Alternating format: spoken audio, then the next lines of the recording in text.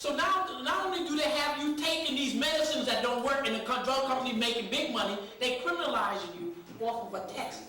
That's no damn good. And why so many people living? Because with the AZT, they never had anything. So you talk to many doctors and ask them, give me the sheet that shows the 62 things, conditions that'll give me a false positive. The same thing when you urinate in the car.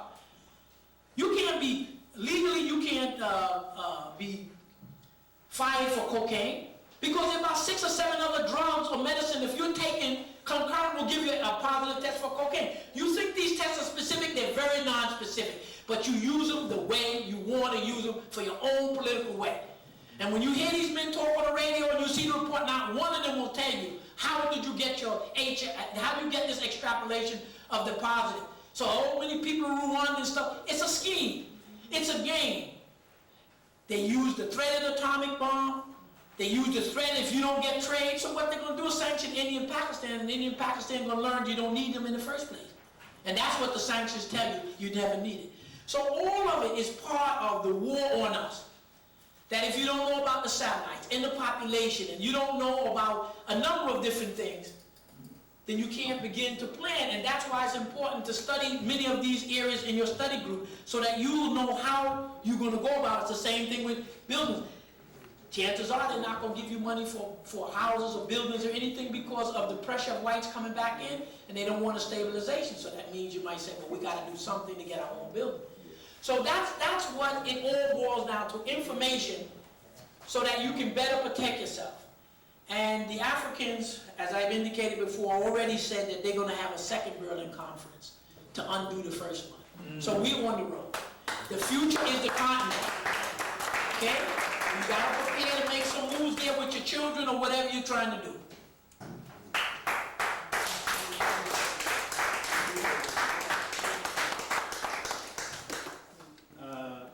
I see Earl came back. Flyers are in the back. Please make sure you take flyers, because we need to have the community out here next week. Any other announcements? We'll entertain about 2 questions for Dr. Lewis. For the simple reason, this brother's worked already for the day. He's done his 8 hours hospital already. And he came and he made a presentation. As you can see, he prepared for this, didn't he? Yes, he did. Okay. So, any questions? Kindly line up here.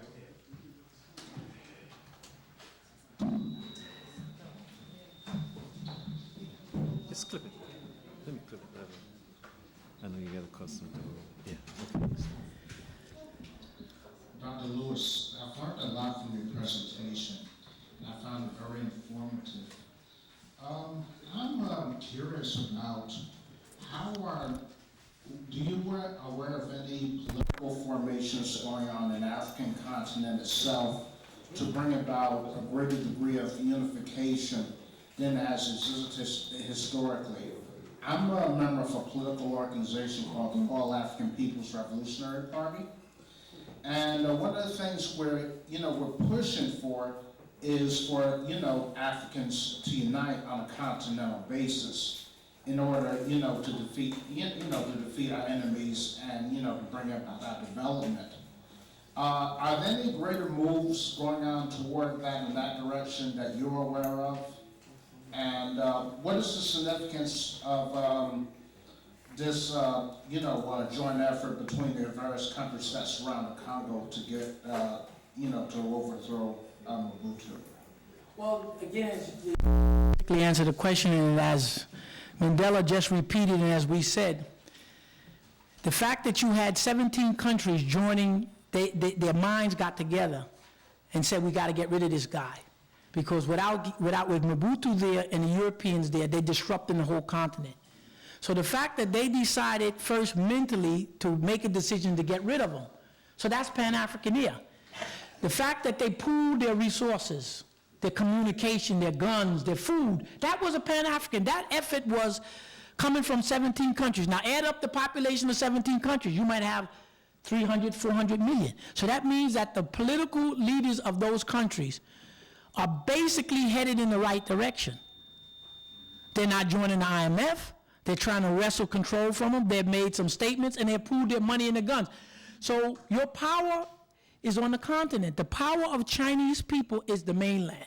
No matter how rich or feudal may be here in Indonesia, the power, the security, the future of the Chinese race, if you want to use that term, is China. The future of the Indian base is India. Even though you have 140 or 50 million of us here, over 100 million in Brazil, 200 million in India, it is the 1.5 billion on the continent with the land and resources. That is your base. And if you see the biggest part getting itself together, which it is, you got it already. So that, by what they did, automatically has helped. You see Cuba helped Angola, which then made it possible to knock off South Africa, and that whole thing made it possible, accelerated to get rid of Mobutu. So you have brought 2/3 of the continent under your control, politically and economically, in less than what, 10 years? That's great. You got China sitting there with a large economy, with weapons, dictating to the United States. India and Pakistan are going to go their way. So this is what we're trying to show you is the pattern of what's coming. And so anything we could do to assist, the brothers and sisters come over, you house them. Understand that you are important as an African people, but you're only 5%. And they got all the land. So if you had to kill off all Africans, the one place you can't kill us off is the continent.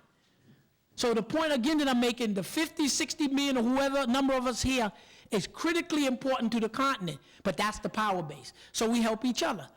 We come, when they come, we help them in schools, we help house them, we send money, some of us who can got to go over, transfer some money, build schools, work with them. We got to rebuild the continent. So the fact that they got the Cuba and Angola, followed by these 17 countries, they already took the continent, 2/3 of the continent. Even though Egypt is a so-called Arab state, 20% of the population is directly a Nubian, and they have a big African university right in the southern part of Egypt, in Aswan area. Why? Because the people running Egypt, even though they may call themselves Arab, understand that university is there to link them to the continent as it develops. You play it both ways.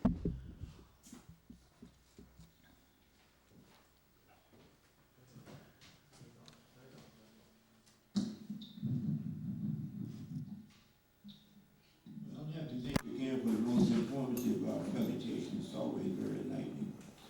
On this question with China and Japan, again, and what I'm really interested in is some further insights on how is this going to develop and affect, the future. For many years, the U.S. always touted Japan as being the great juggernaut of Asia, while China was like laying in the background, developing itself. And like you say, China is like relatively debt-free as far as the IMF system, whereas Japan is tied right into the trilateral. As Asia develops and begins to take off with the rise of China, what do you see Japan may do? I'm sure the Japanese leaders understand what's happening, have some inkling of what the future holds. How do you think this may eventually play out in the future is what I'm getting at. Would you see a greater alliance maybe between China and Japan, more cooperation, in other words, and the other Asian countries? Why not? Well, that's my attitude too, is why not? To go the question back to you is, that's why now that we're beginning to get some information, Yes. we could sit down together and discuss all the possibilities, because I can't predict any more in the future what Japan's doing with China. So your analysis is that they're Asians, they're closer. Japan may say, look, I may have to link with you. You see, Pakistan and India, they're kind of little enemies of religion. You don't know what formation. Now, what happens if China moves on Siberia? Who's going to block them? Well, Russia is asking the United States to help. But if the United States don't help, they're going to have to go to India. So you're going to see these power blocks shift and they take form. We have to make sure that we are strong so that China, nobody else can bother us anymore. Yes.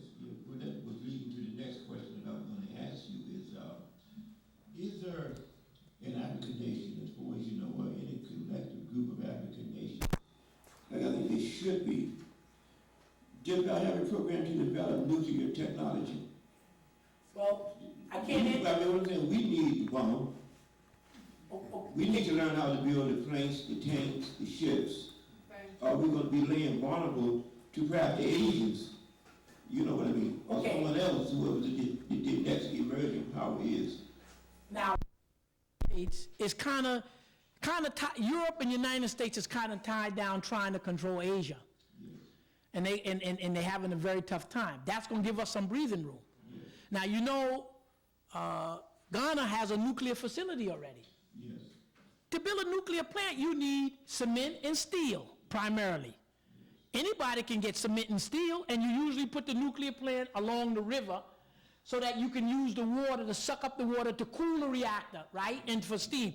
So getting nuclear energy is nothing. It's cement and steel, and again, we got India, Russia will sell you anything. So for instance, if the Congo, for some reason, the men and women who run the countries of Africa, they're going to make that decision. We can't, because we don't control the mass of a country. Okay, when they decide they want a nuclear plant, they can get it tomorrow because Congo's got diamonds, anything that Japan. So you go to Japan now and say, look, I want airplane factory. Say, Japan needs food, right? You need oil, you need wood. Why go through the white man? We bought a one-to-one. So you can, overnight, Africa can get whatever it wants, depending upon the leadership of that country. You can get nuclear plants. If Nigeria decided they want a crash program, they could be able to strike the United States in 3 years. They just buy the big rockets from Russia, bring the technicians in, let them work with them.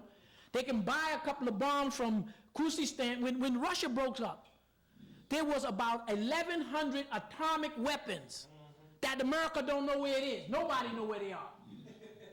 Now, you may be able to pick up a few.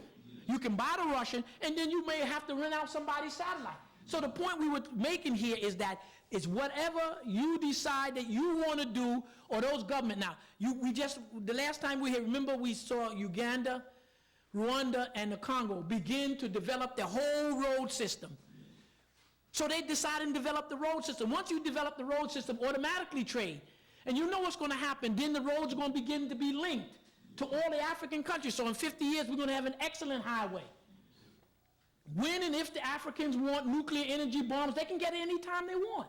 Anytime. You got nuclear plant in South Africa, 2 or 3 of them. So we already got 4 on the continent. So again, the thing that we have to illustrate here is that we got everything we need, and the most important thing we got is land and people, okay? And as long as we got land and people, we're okay. And African leaders are thinking the right way. When you see the oust of the Mobutu, when you see them regionalizing the economic bloc, when you see them bringing in road, when Angola keeps 200,000 men under arms, when the United States makes the agreement with Cuba that the Cuban soldiers must leave.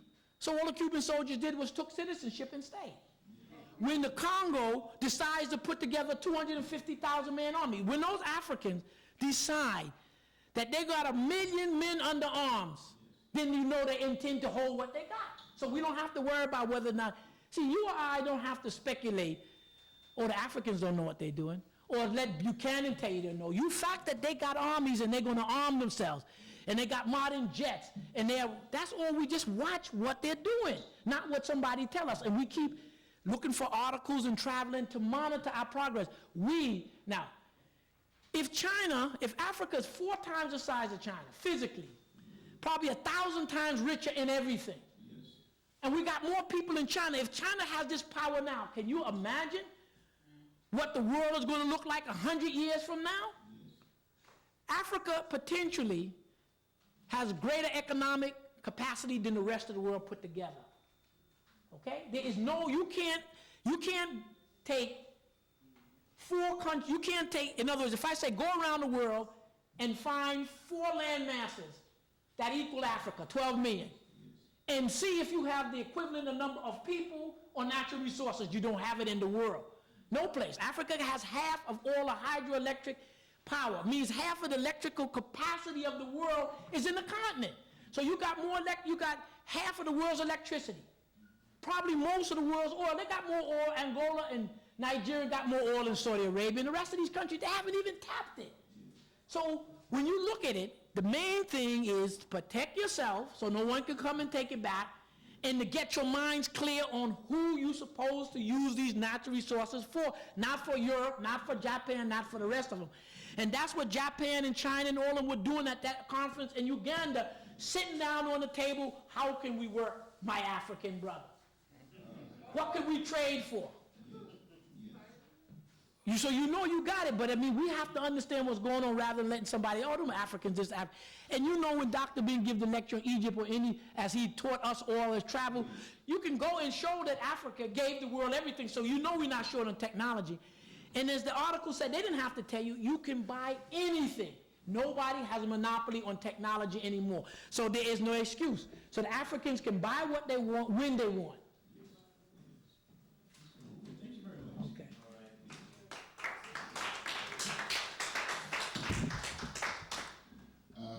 I'd like to ask you, what role do you think Saudi Arabia is going to play under the circumstances? Okay. You got to look at it a lot of different ways, and it depends. If you want to use the criteria that white people use, it's an African country, it's a black country. But right now, they're linked with the United States for some other reason. Saudi Arabia and Kuwait, that oil money that they take out, they primarily invested in Europe and America.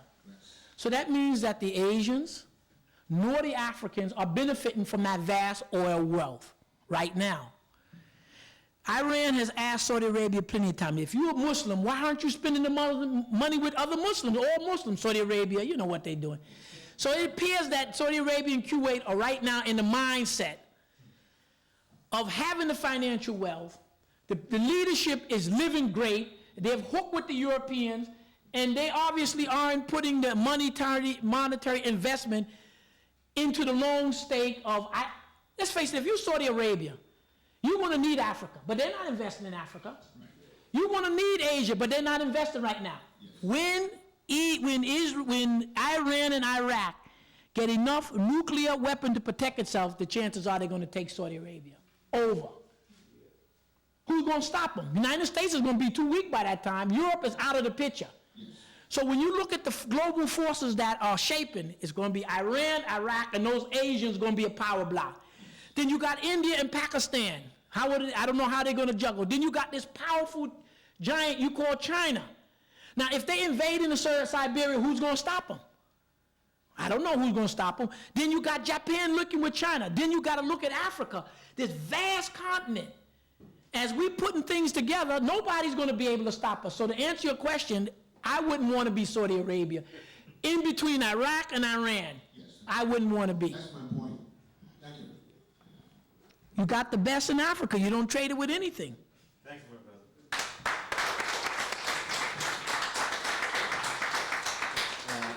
We're looking forward to seeing Dr. Lewis early in the autumn.